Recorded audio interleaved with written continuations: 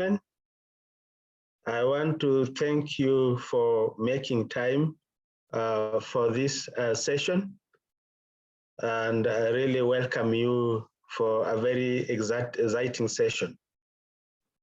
Just to do a bit of logistical announcements, may we request you to rename yourself, first starting with your name, organization, and then country.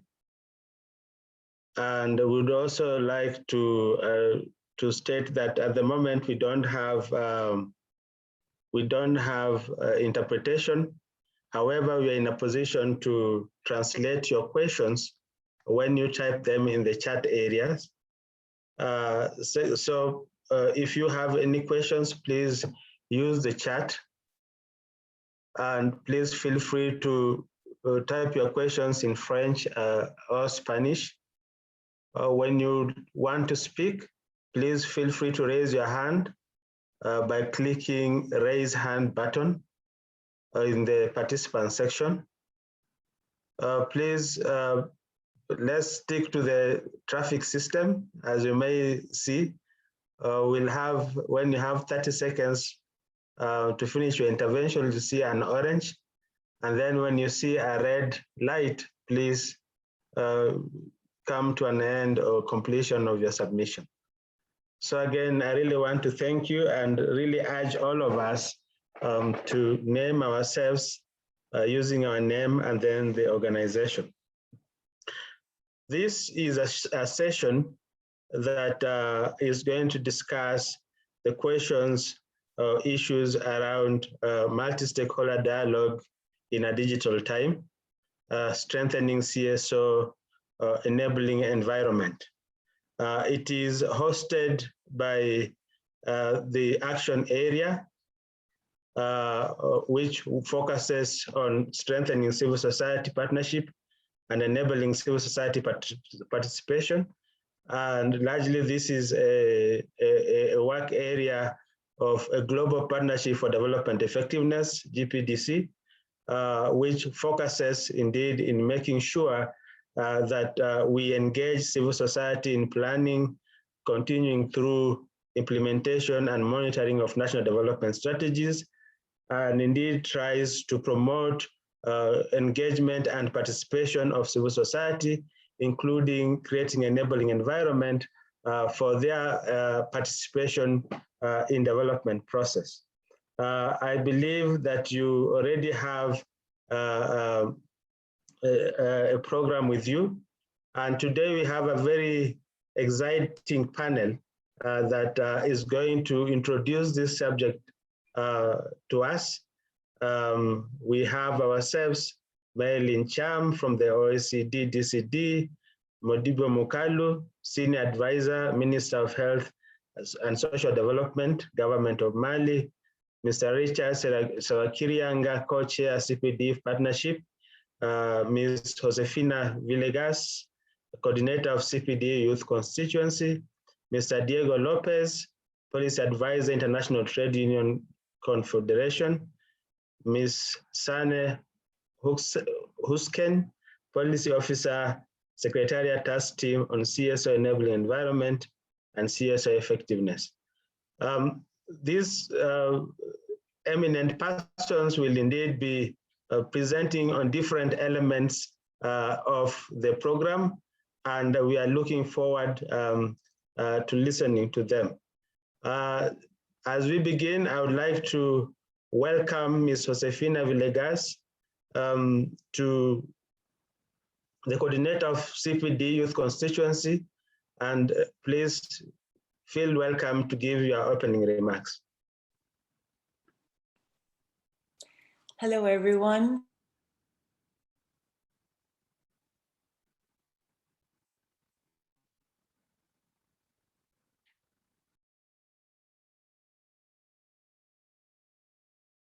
Good morning, good evening. I hope everyone that put efforts together to all aware we are discussing one of the many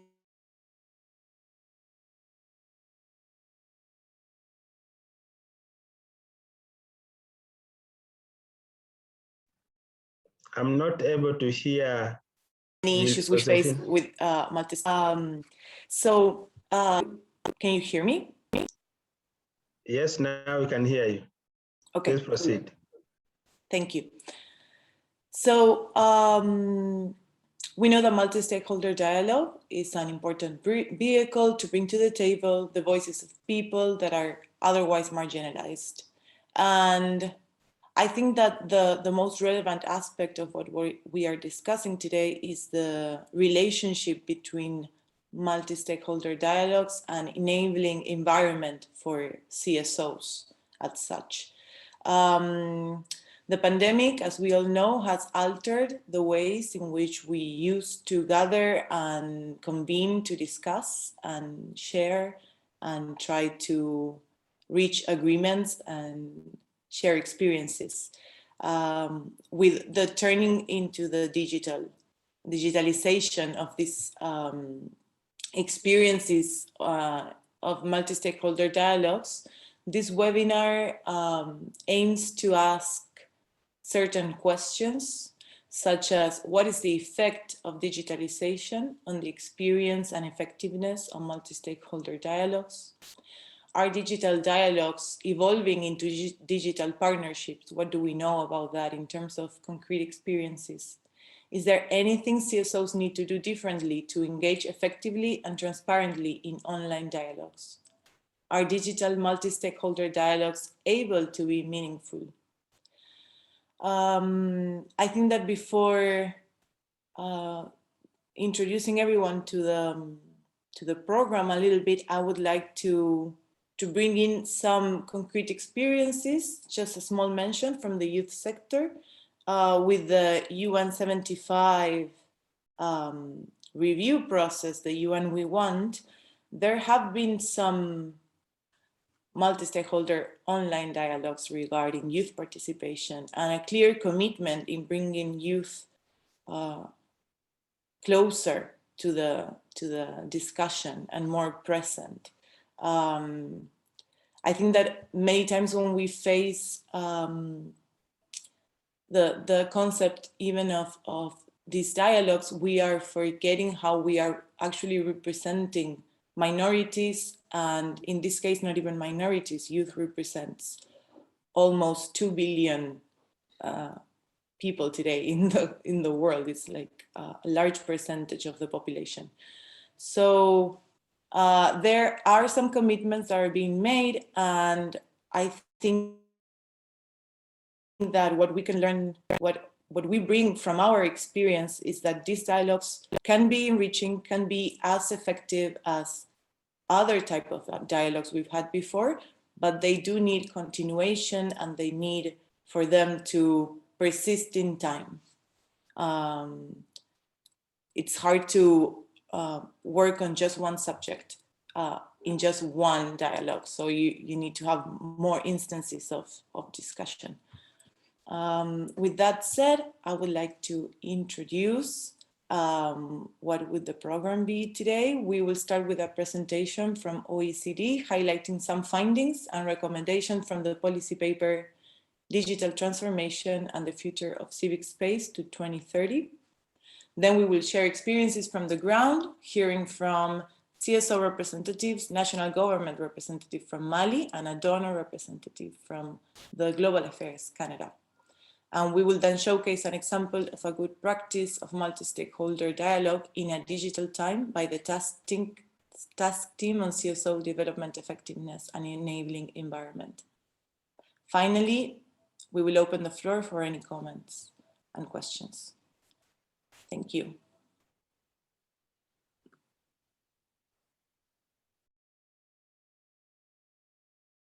Thank you very much, Josefina, for your welcoming remarks and also for presenting the program. As you can see, colleagues and friends, we have a very exciting program. We don't intend to bore you with theory. We intend to make sure that you also have some experiences from the ground. But most interestingly, we plan to make it very interactive and not just let you listen to us, but also give you a chance to speak. So without further ado, I would like to call on Ms. Madeline Cham, to present on the findings and recommendations from the OECD Foresight Policy Paper, Digital Transformation and Futures of Civic Space to 2030.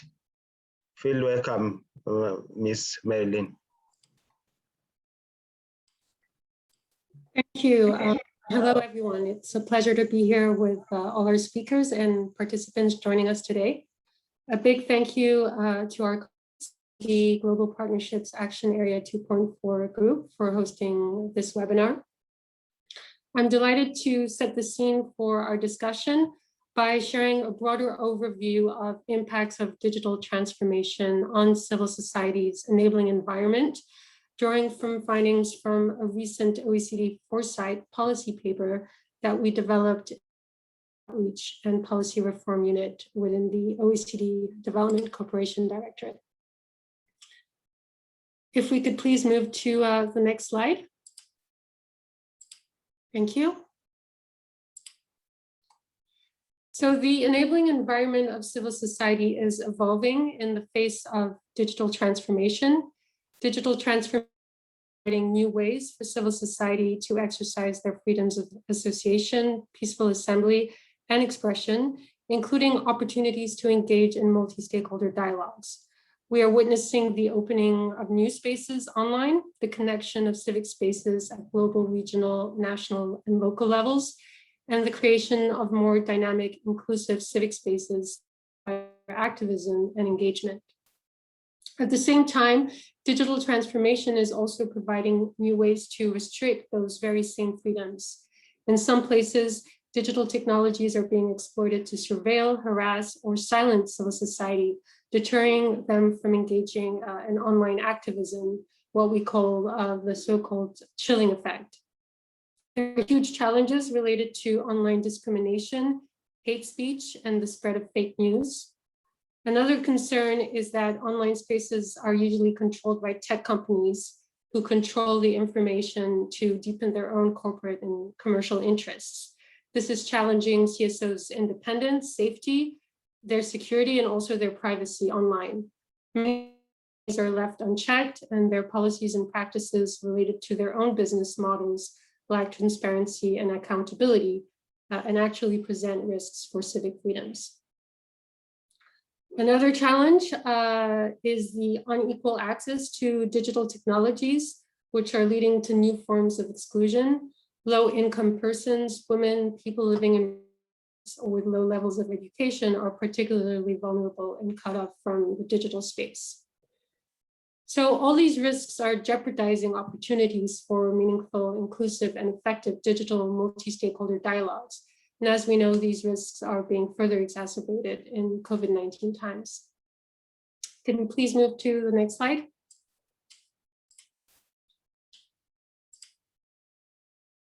So in the OECD Foresight policy paper, we identify 4 plausible futures of civic space that could materialize by 2030.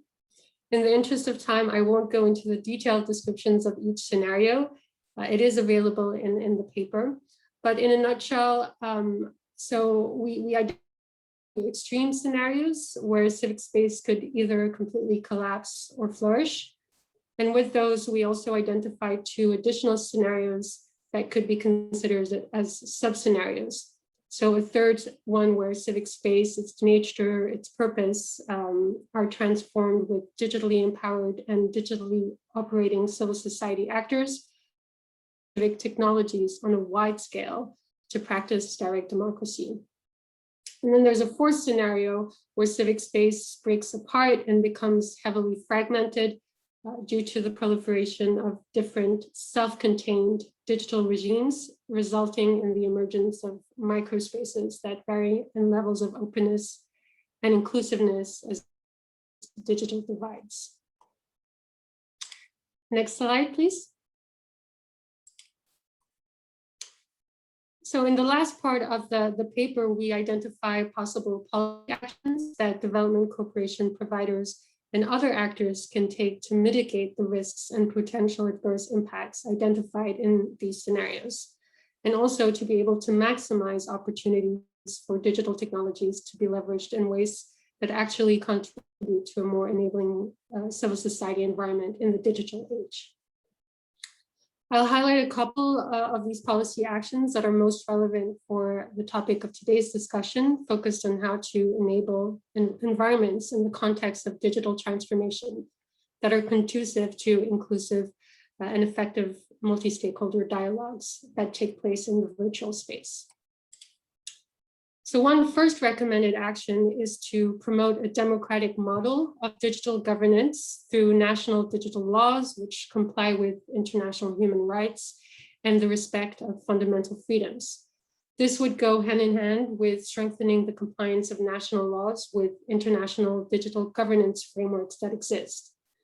To date, unfortunately, there is limited adherence to international frameworks and tools that guide digital governance and regulation, although this is slowly progressing in the right direction.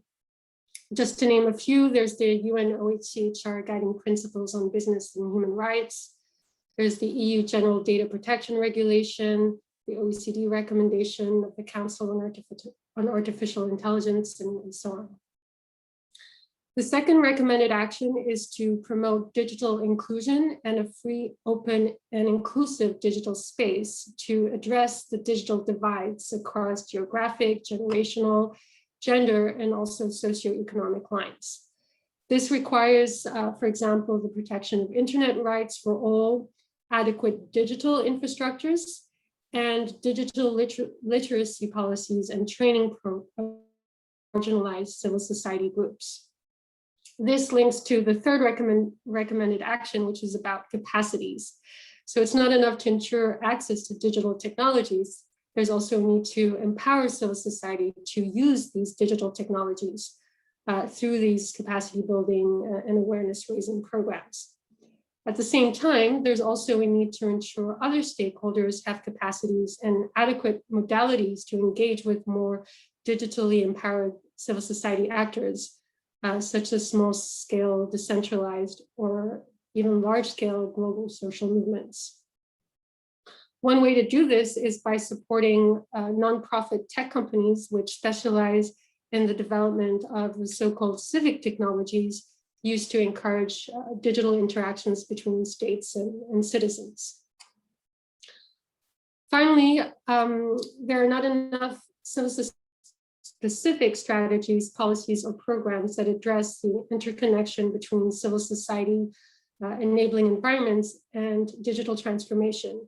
Considerations relating to civil society need to be better integrated in digital policies, programs, and vice versa. Digital transformation considerations need to be integrated in civil society related policies and programming. This, of course, will only be possible if civil society are able to meaningfully engage in multi-stakeholder dialogues on these specific issues with development cooperation actors, governments, tech companies, the media, and other relevant stakeholders to ensure their perspectives are reflected in policymaking processes involving the governance and as well as the responsible use of digital technology. So this applies in international fora at a more global level, such as the discussion that's taking place today, but also by ensuring there are inclusive consultation dialogues and mechanisms for civil society's feedback in the design and implementation of national digital strategies. If we could please move to the next and final slide. Great, thanks. So this was just a snapshot of some of the recommendations. A more detailed list is available in the policy paper. I've inserted the link in this final slide. They are by no means exhaustive, but rather they aim to identify key entry points where development cooperation can make a difference. At the OECD, the Development Cooperation Directorate is also taking steps to promote more inclusive dialogues, supporting the Development Assistance Committee to implement its dialogue framework with CSOs. We're also supporting the development of a DAC policy instrument on enabling civil society, which addresses, among other issues, considerations related to digitalization. I'm sorry, there's a bit of background noise. I hope that you can still hear me clearly. But in any case, I'll stop here. I'm happy to respond to questions. I've included my email as well as the emails of my colleagues, Anna, Jacqueline, Christelle, who are also part of the Foresight Outreach and Policy Reform Unit. And I wanted to give a special thanks to my colleague Valentina from our team, who's actively engaging in GPTC's Action Area 2.4, along with other colleagues from the DCD who are present today. So please don't hesitate to get in touch, and thanks very much. Thank you very much, Marilyn. That was very useful and indeed quite an eye-opener, which takes us to the next session, which is going to be a panel discussion.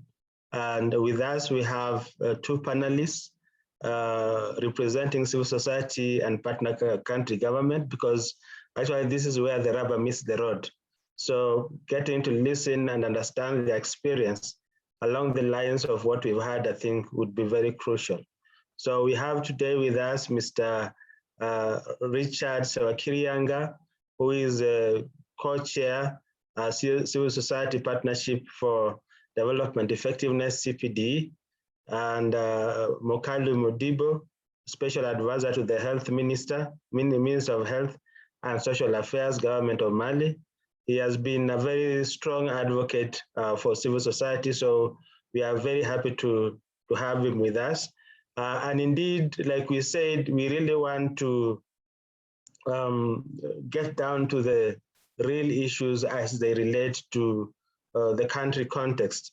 And like we have said, I think it's very important to understand how the current state of the COVID pandemic has affected the way we engage with the government processes, the way we engage with government officials, the kind of steps and actions governments have taken, but also the preparedness of civil society also to engage. I think this and many more are some of the things that we really need to think about.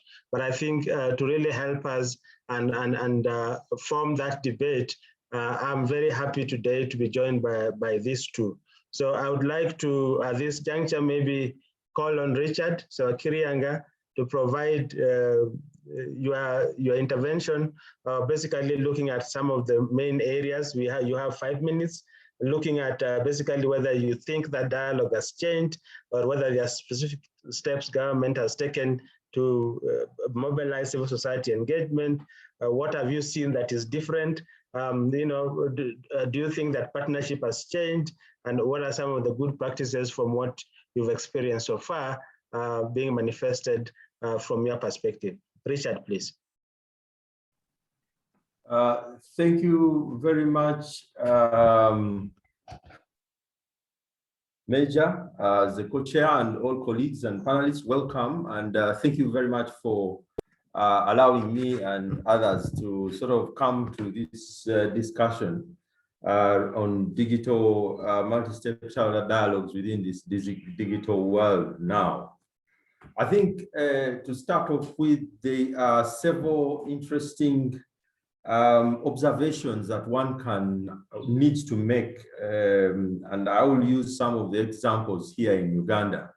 And I'll start by laying out some of the contradictions. I think the paper from Marilyn also sets out a few of the issues, but let me just start with the contradictions of what we are seeing on the ground. Here in Uganda, yes, we are seeing an expansion of digital technologies being used, especially by young people, to connect and to be part of many things. But as that expansion is going on, the other challenges is that we are seeing also a restraint or control by government that is becoming even much more intensive. As we speak now, Facebook in Uganda has been closed for the last since January of this year, when we had an election. And as you know now, elections and the internet in Africa seem to be two things that don't like each other. When there are elections, there is no internet, and when there is internet, there are no elections. So those are contradictions, I think, that citizens are having to live with. Another interesting one is governments are also expanding their digital footprint by using tools that can help in surveillance. Our roads in Kampala, for example, have got CCTV cameras in places where, you know, the dust in itself cannot allow the camera to see anything, but the CCTV camera is there, and you know, the state does collect that data. So those contradictions of poor infrastructure and high digital, you know, uptake are some of the contradictions that we are seeing. But also, we still have the other issue around the cost of data itself. I think data in many of our countries is now quite expensive. It's still very expensive for many people. And it is even exclusionary in that way, that you will find that the people who can afford both to be online and have a smartphone for a reasonable time are very, very few. What we are also seeing that within the digital technologies, there is quite a bit of rise in terms of citizens creating their own types of dialogue, either to push back, to question, to demand for accountability. Several informal social networks are being built, either on Facebook, on WhatsApp, on many of these digital platforms, asking questions about public services that are not going well, or issues around, you know, somebody who has encountered abuse, or those kinds of things. So I guess this is something also that is interesting as an issue that is starting to appear. So yes, we should say that while I have described several core contradictions and challenges, there are also opportunities that are coming out, and that is one of them.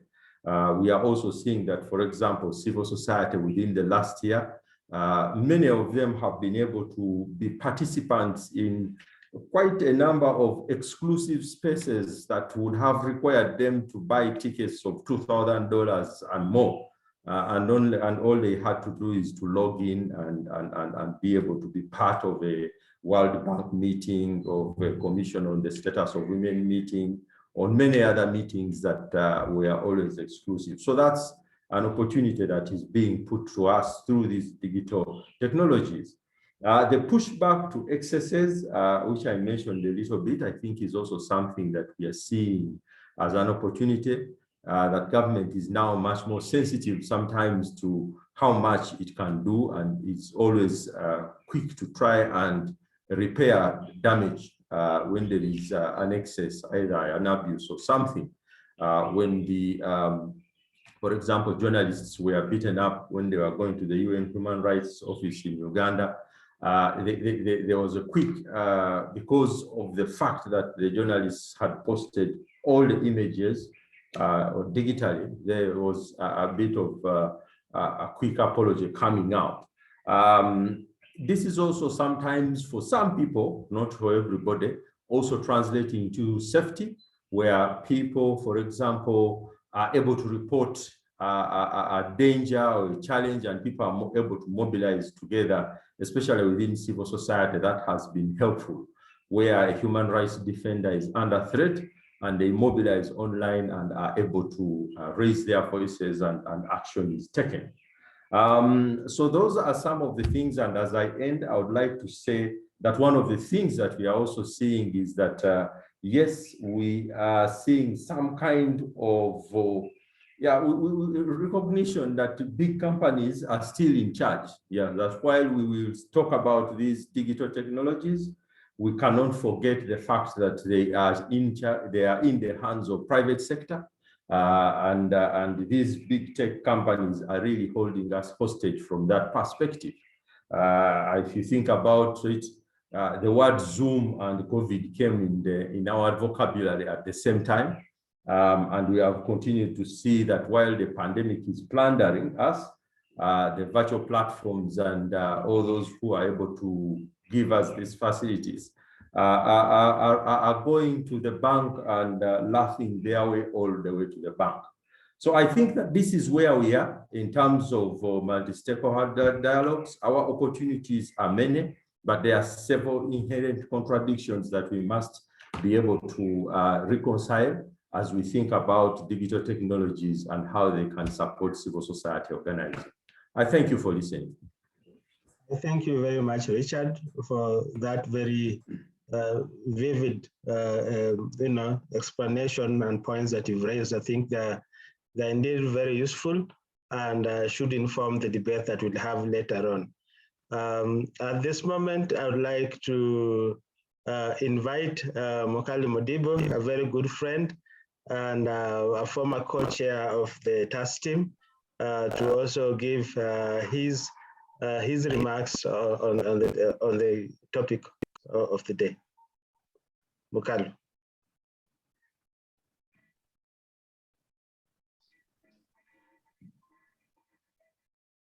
Yes, thank you, Major. Can you see me? No? Not yet. But now we can see you. Now you can see me. Okay, thank you very much, Major. I would like to thank the organizers for putting together this event. And I think this is an opportunity to catch up with all of you that I've met throughout the years and the new people that are associated also to this project.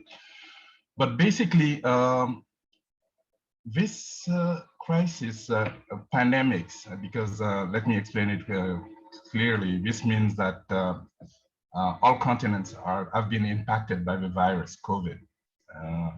And this happened at a time where there are at least 200 countries and territories that are affected by the pandemic. In Mali, we are in a regional organization, 15 countries in West Africa, called the ECOWAS, Economic Community of West African States. So as soon as we had heard what happened in Wuhan, we called all the 15 ministers in Mali. Our minister, Michel Sidibé, called, former minister, called all of his colleagues, taken. Because one thing was known, it's a new virus. But nobody knows how long this virus will be with us.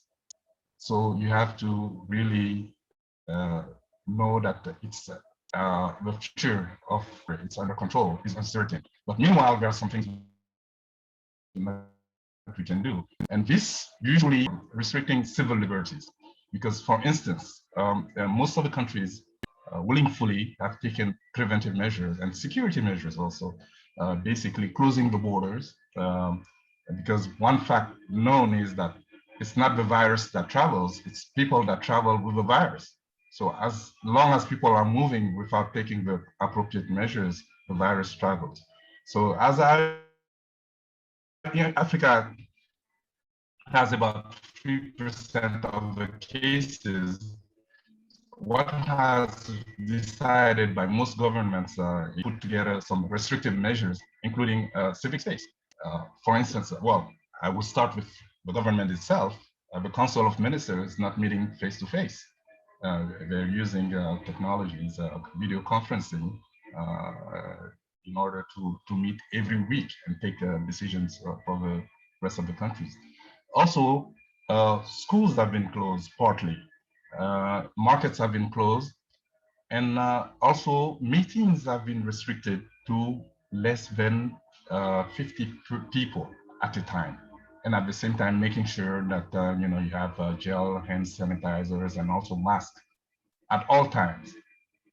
Because as you know, the difficulty in Africa is that social indicators have decreased, inequalities also have decreased. A recent report from the UN has said that Human Development Index has gone back, and that some of the work on poverty has been reduced for as far as 20 years back.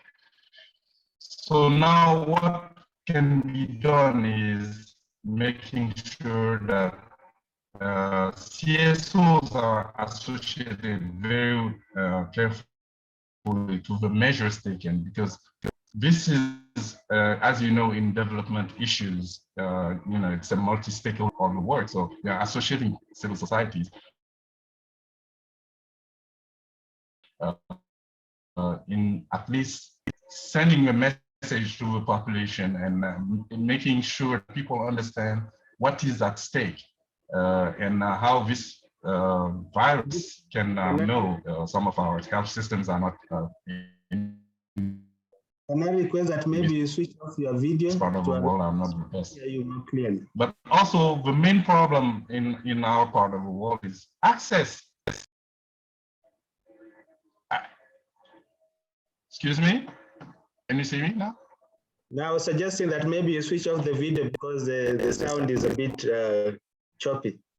Okay. So we can, yeah, thank you. I did. Can you hear better now? Yes, thanks. So basically, what needs to be done is making sure that civil society works together with the government in this time of restriction. But as I said, also the problem is access to digital space also, because as you know, most of our countries are having problem with electricity outage, power outage, including the two largest economies in Africa, South Africa and Nigeria. In Mali also, we are facing access to electricity, and also making the fact that also connectivity is very feeble, and that it's difficult to communicate on the internet because it's still very expensive, as also poverty has increased. In Mali, within the last year, about 1 million people have switched over into poverty, more poverty. So basically, this is a fight that we are undertaking, but it's not an easy fight, but it's impacting all parts of life, including civic space. Thank you. Thank you very much, Mudibo, for those very helpful and useful ideas. I think they will indeed be very useful in also informing the debate. And I think even as we move forward, let's start also thinking around what kind of measures or behaviors we need to change in order to continue strengthening the multi-stakeholder processes despite the current challenges that we are faced with in the current pandemic context.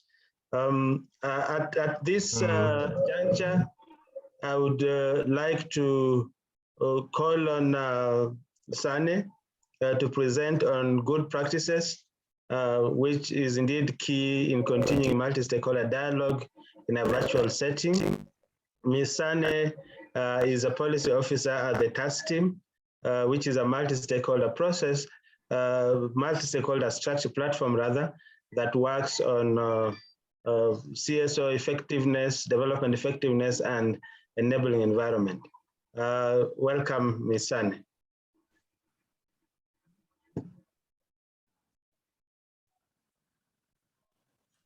Thank you very much, Meja. I will just start with a very brief introduction to the task team to begin with. So the task team on CSO development effectiveness and enabling environment is a multi-stakeholder network that aims to advance effective engagement of civil society in development. And we do this by promoting the enabling environment for civil society organizations, as well as their effectiveness, transparency, and accountability of these organizations themselves. Our network consists of development partners or donors, civil society organizations, and partner country governments. And in fact, many of today's speakers are also task team participants. And the task team is affiliated with the Global Partnership as an action area member of Action Area 2.4. And in this way is also one of the co-organizers of today's webinar. So today I will present the task team's online interactive guidance on effective engagement of civil society development as a practical example towards continuing multi-stakeholder dialogue in a digital context.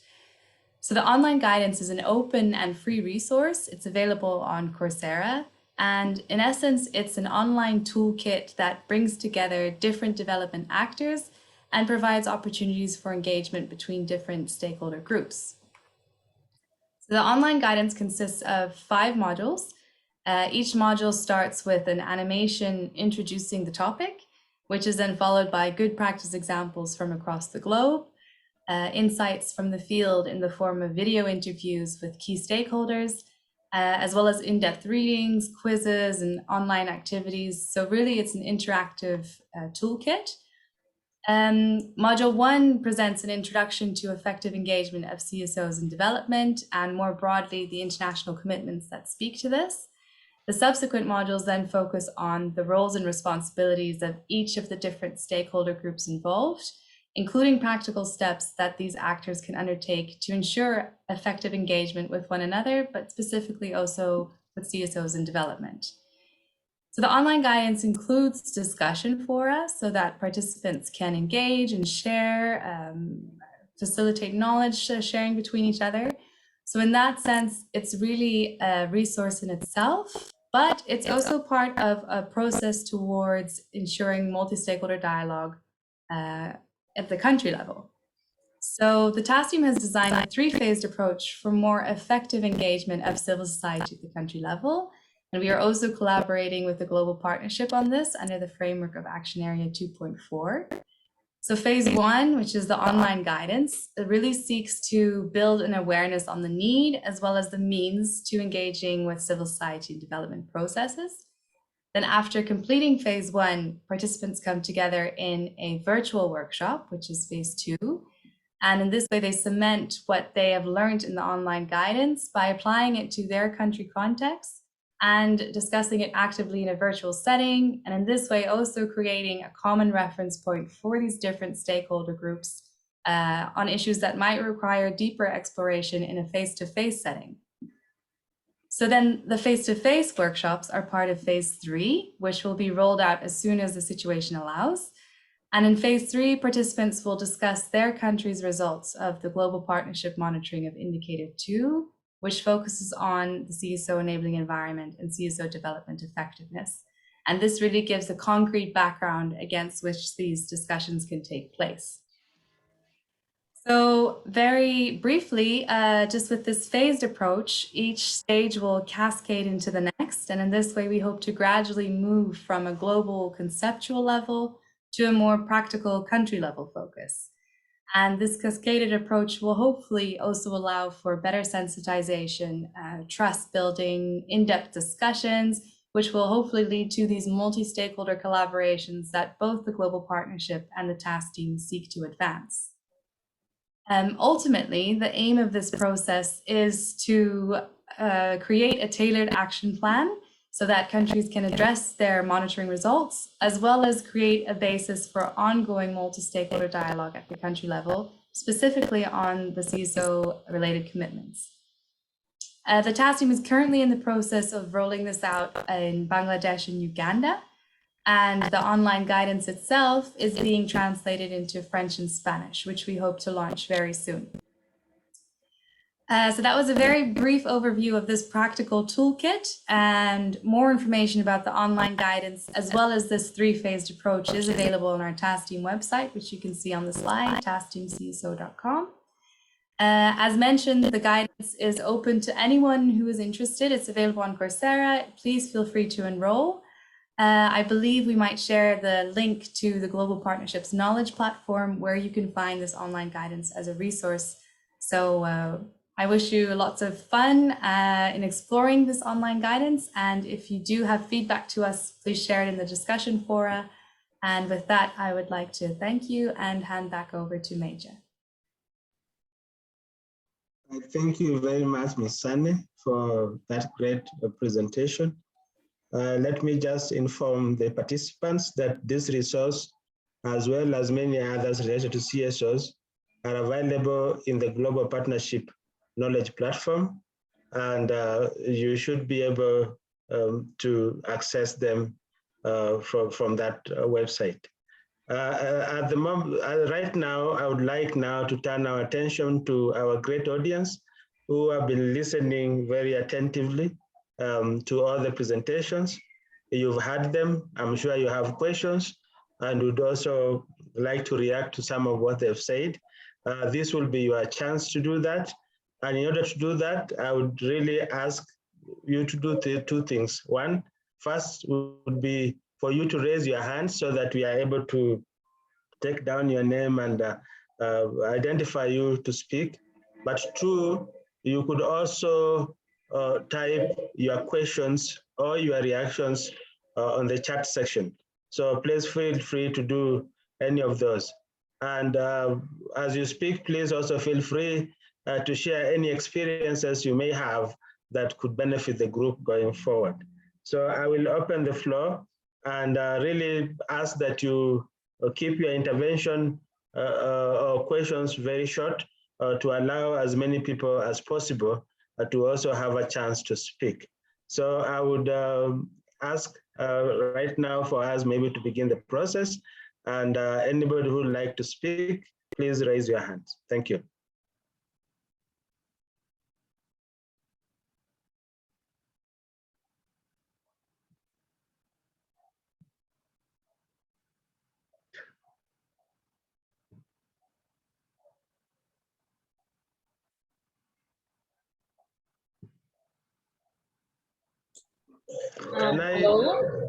Just a minute. Can you please, first of all, then listen to Chris Woman from Techsoup? Sure. Thanks. Happy to. Thank you, everybody, first, for all of the great points. It's been a fascinating conversation. There are many things I would love to respond to based on our experience at Techsoup, working with more than 1.4 million grassroots civil society organizations around the world on their digital capacity building. But I was asked by the organizers to share an example that demonstrates shortening the links between policymakers and grassroots civil society as a part of dialogue. Quick example, when COVID hit, we repurposed a tool, Worker Connect. I'll put a link in the chat later, a worker voice tool that has been used by more than 40,000 migrant construction workers in the Middle East, into a frontline health worker tool to report where PPE, the protective equipment, was being delivered or not. So we took it from a construction worker tool to a health worker voice tool. And within 3 months of launching the pilot, we had 600 health workers in Romania who had filed 300 reports. This led to 10 investigations in independent media and bilateral talks with the Ministry of Health between civil society organizations and the ministry, looking at how local organizations had mapped data to procurement records so that they could begin to partner in fixing the breakdowns in the delivery of PPE. I raise this for a couple of reasons. One, multi-stakeholder processes are absolutely important, but perhaps also is showing that what technology can actually do to strengthen the relationship between CSOs and governments through joint problem solving, so that people have a reason to keep coming back to the table. We're not coming to the table for the sake of multi-stakeholder dialogue. We're coming back for all of the things it can do, right? So continually demonstrating how each of us can bring what is unique with our data and communities into these conversations so that we build the trust to really deliver on the process. Second, this relied on independent media to produce reports, not just the data, handing the data to the government. It seems like it's something that gets forgotten a little too often about media as our ally in this, able to hold all of us to account, civil society and governments alike. Last point, I'm glad that access came up. This all is great work and exciting stuff, but with half of the planet not connected to the internet, we are automatically leaving half of the planet out of dialogue in the broader inclusive sense. And some of the best things we can do to capture mass sentiment and channel it through civil society. So, a couple of reflections. Thank you. And I will leave some information in the chat in case people want to follow up. Thank you very much. And indeed, those are very practical ideas and very useful also for us to be mindful of practical experiences, how this is happening on the ground. At this moment, I would like to call on Severin Sindizera. Please feel free to ask your questions or make your comment. Okay, thank you, Major, for giving me for now. I'm Severin Major. I'm indigenous people from Burundi, and also I'm global coordinator for Indigenous People Global Forum for Sustainable Development, which NGO preparing the high-level meeting of General Assembly of the United Nations on HIV/AIDS. Thanks so much. My question is this, about COVID-19 pandemic's impact on indigenous people, how could give us access to make a dialogue the different bilateral and international institutions, because indigenous people have a problem not to have access to the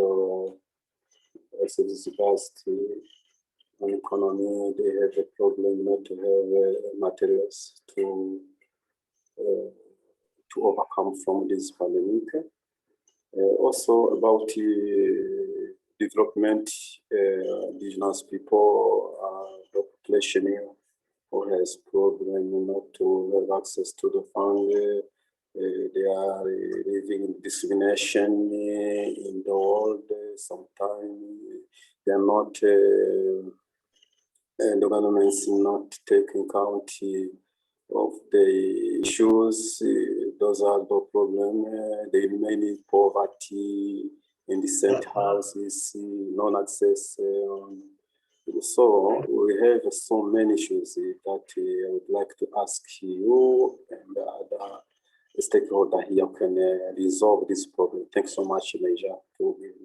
Thank you very much. I think that's a very important question. How do we enable indigenous people who don't have access to the digital infrastructure or equipments to have engagement? How are governments doing? How are governments enabling, and how is the structure of the government and policy making process enabling indigenous groups to engage? I think that's a very critical question that I would like to hear the response of the presenters as we go forward. At this stage, I would really urge us that we speak at least for 1.5 minutes to allow as many questions as possible to trickle through. At this moment, I would like to invite Vanessa Oliveira of the task team. Please, Oliveira. Thank you very much, Major.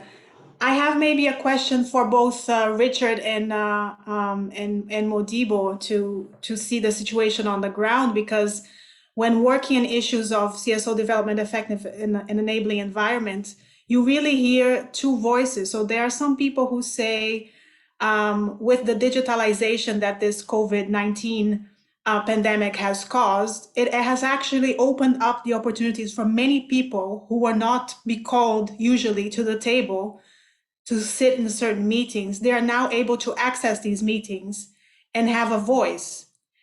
And there are other people who say, well, that's not the whole truth, of course, because not everybody has access. So I was just wondering, what is actually the situation on the ground? So I would love to hear insights from Uganda and Mali. What has actually happened there? Has it really gone one way or the other? Thank you. That is a very good question, and I'm also looking forward to listening to that, because I think it is one thing to access global international conferences, and it's another to access policy or decision-making avenue for in the national context. So I'm looking forward to that response too. Alexandra of Barbados Permanent Mission. Please feel welcome. You can ask your questions. Hello, thank you very much. This was very enlightening and I liked every topic. My question has to do with more of what we listened from Uganda, and because I'm a recent graduate and of my master's in HR, I've read a lot of articles and documents, and now it's kind of reality. You can see what's happening in other countries, and my question is, how can you fill the gap between the government and the tech companies that, as you mentioned before, are, let's say, bigger than the government? I don't know if I understand quite well, but how can Uganda and any country that has this issue can solve it and make the technology be useful about this, useful for the civil society, because we need a balance in every government. Thank you very much. That's my question. If I could have some more information. Thank you very much. Indeed, a very important question.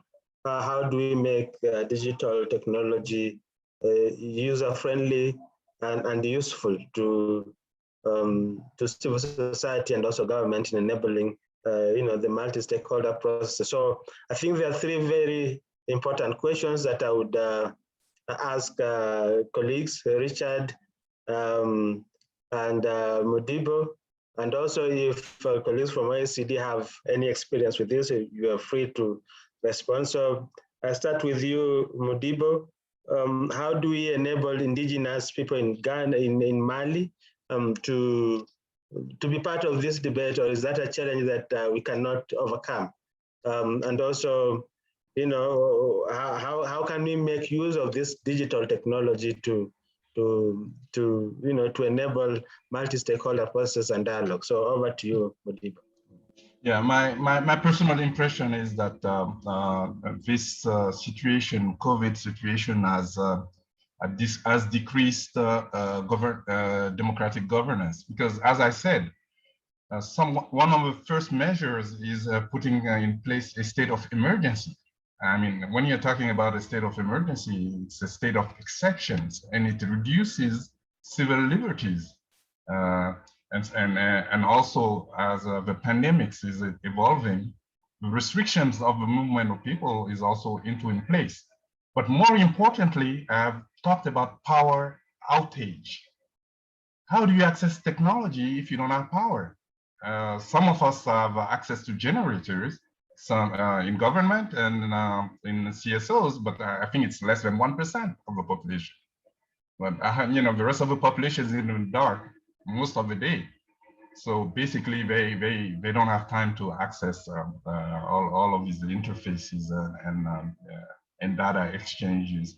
So I think this is restricting a bit communications at that level.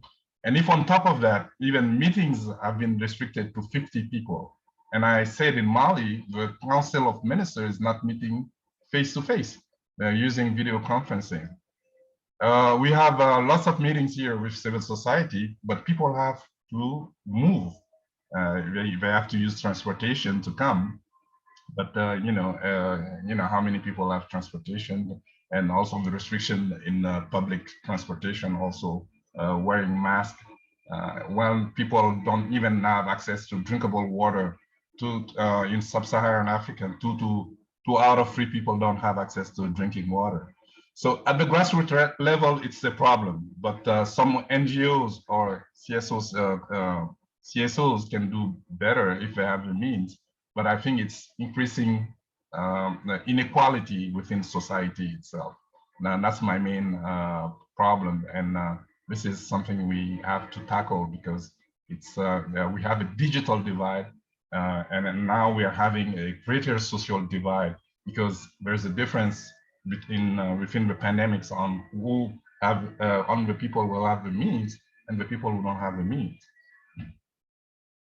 Well, thank you very much. Indeed, I think that's a very important point that you make, that while technology is supposed to enable process in the context of pandemic, we still have to grapple with the infrastructural issues we still have to grapple with the inequalities that were there that are currently exacerbated by that poor infrastructure. I think that's a very important point, especially coming from this part of the world. Richard, over to you. If you can respond to the same questions as well. Thank you. Thank you very much, Major and colleagues. I think the questions are really very, very important. But I think for me, on the question of inclusion, especially for indigenous and other peoples who may not have access, I think all of us in the development community, and I liked the report that was done by Concord on digital development, we have to have the humility of understanding. They use the word pyramid of the digital needs, that there is going to be a pyramid, that while we can all say that this is something that is opening up space, there are still several excluded people. And we have to really recognize that while for us, a few of us who are privileged and are able to use these technologies may actually fall within the facade of thinking that this is something that is happening everywhere. In Uganda here, you just have to move a few kilometers from the capital, and then you realize how hard it is to connect to any internet. And actually the internet providers, skip very large parts of the country when they are planting their connections. The other thing I think for me is, yes, the digital spaces, as Vanessa has asked us, yes, there has been some opening up that has happened and dialogue happening. But yes, as again, in the spirit of being, cautious about the limits of this, is that it is still very, very much an online conversation, and that may not really translate into a conversation that reflects how you would have had this conversation if it was a person-to-person interaction. So we still have to recognize that the digital world is helping to solve some things, but it cannot replace our humanity. And that is, I think, coming out that even within these multi-stakeholder dialogues, when we are face-to-face, body-to-blood conversations, body-to-body with others, it's not the same thing than like when we are just connected online. And so there are those kinds of limitations.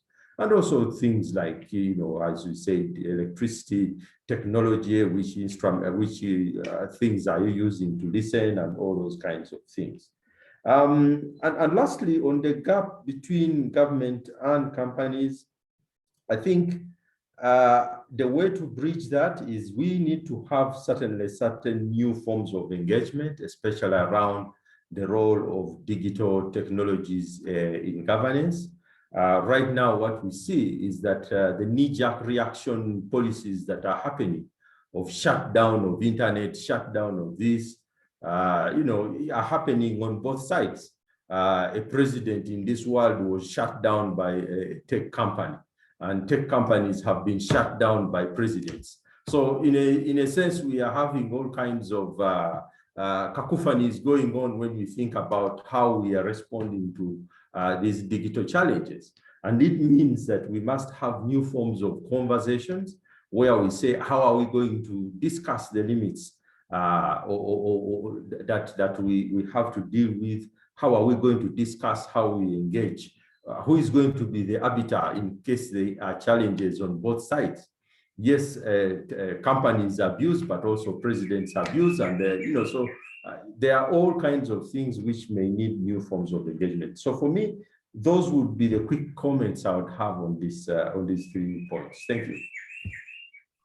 Thank you, both panelists, for your reaction. Those have been very useful indeed to help also take the debate forward. At this juncture, I would like to call on Kiria Dennis. Kiria is from Shine's Children Foundation in Uganda. Kiria, you have 1.5 minutes, please.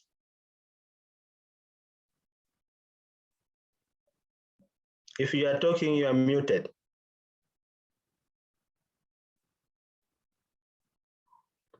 Okay, as Kyria prepares to take up the microphone, we have a question from the chat side from Ms. Agnes Kirabo, who says that given the recognition that digital infrastructure is a critical tool, not only for dialogue, but also for service delivery and democratization, is it not time that we think of digital infrastructure as being a basic need rather than a privilege?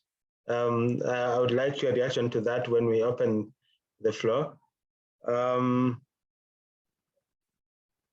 Can I now maybe give the space to Tak Bahadur from Nepal?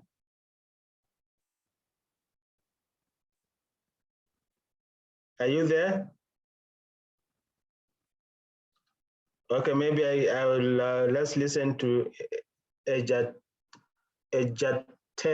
Sorry, I'm sorry if I pronounced your name wrongly. Ejaten, please, CIDD. You Hello. can unmute because you are now muted. Yes, yes.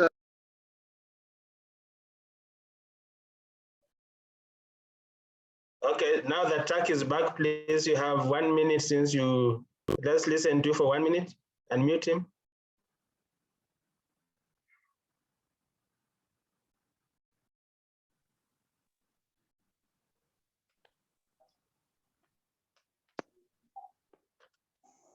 Tak, are you still there?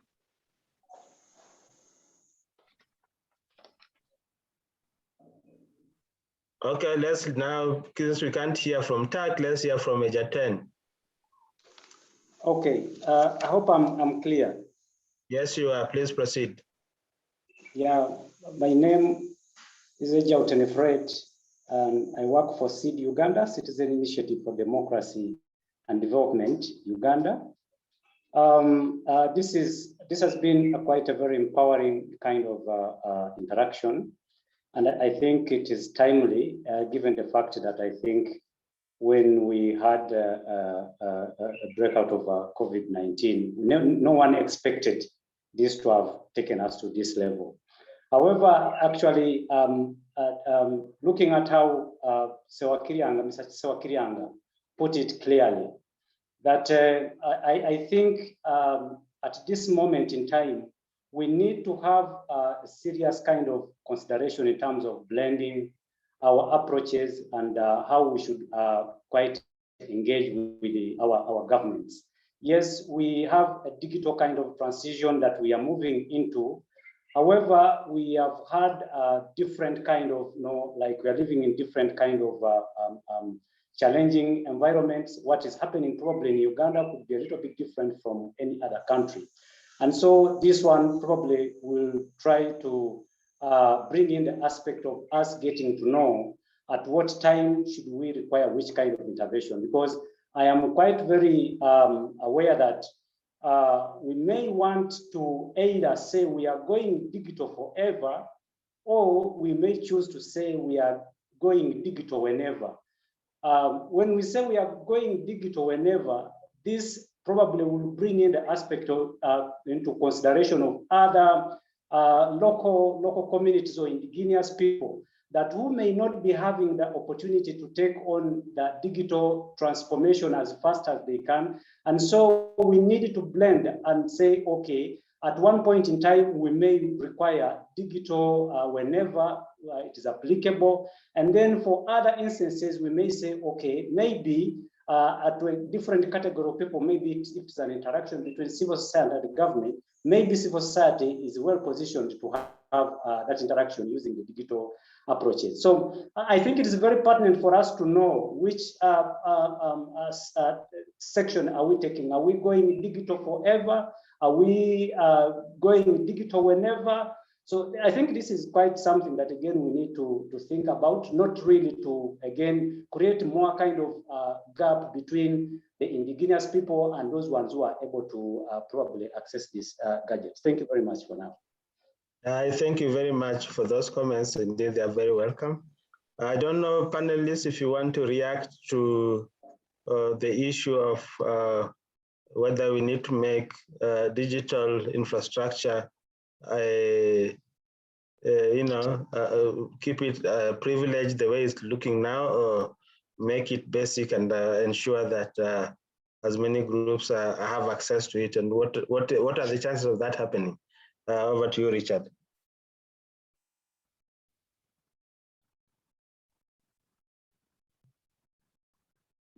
Richard, I think you're still muted. We can't hear you. Sorry, I got a small glitch. Can you just repeat for me? No, the question of making digital infrastructure basic human need from what it is now, where it sounds like it's a privilege. Okay. First of all, there is a question, a participant who wants a copy of the Concord report. I think I'm going to ask whoever has a copy, maybe Justin, if you have a copy, or somebody else who is can share that link down here as I speak, so that can be handled. But I think it's Agnes has a point around basic need, or this being something that we discuss as a universal issue, because that may be one of the ways in which we shall create an in-depth conversation around how government can look at these matters of digitalization. Because I think right now what we see is a lot of cherry picking and taking and the things that interest, for example, some governments. For example, we know that cyber tapping technologies for tapping and for doing all kinds of things of that nature are attractive to some governments. And yet things like making sure that you have hotspots in every part of the country, which would have been a much better use of our investments, may be something that is not getting investment. But people say, you know, we need cameras everywhere to catch every thief. So it's, I think, a good idea, but that is probably a kind of civil society advocacy that we need to start thinking, talking about, and clearly making it clear that even for the tech companies, I think Techsoup did mention a few technological improvements and innovations that are there, that even tech companies must be seen to be investing heavily in making these technologies accessible, and so that our thinking around them is not so much about creating new billionaires, but creating new opportunities for every citizen of the world to be able to connect to each other. So that's what I would say for now. No, thank you very, very much. Ladies and gentlemen, we are almost running out of time. At this juncture, I would like to give the floor to Diego Lopez of ITUC to give some remarks, closing remarks, as we prepare to close the session. Diego. Thank you very much, Mejan. Thanks to all the speakers and participants for their valuable contributions during this discussion. We've heard numerous challenges to the enabling environment for CSOs in an increasingly digitalized world. We are very aware that due to the pandemic, we have been forced into digitalization at an incredible pace, and we've had to move from occasional digital exchanges that we were having to a new normal in the way we relate to each other, which has certainly had implications in the way we interact with each other. We need to acknowledge that dialogue cannot take place in the same way through digital means as in person. So Richard was pointing out to the limitations of online dialogue, but from our example, in the case of trade unions, for instance, we see that social dialogue, which includes negotiation processes, which can be extremely challenging if conducted virtually without the human contact that is needed to reach agreements.